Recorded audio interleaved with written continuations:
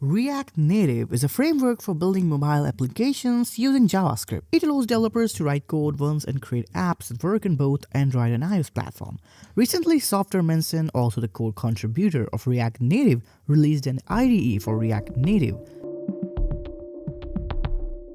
Their webpage says Radon IDE is a VSCode Cursor extension that runs your editor into a fully featured IDE for React Native and Expo. They say Radon IDE runs on iOS emulator, Android emulator, and directly in your Visual Studio Code and Cursor project.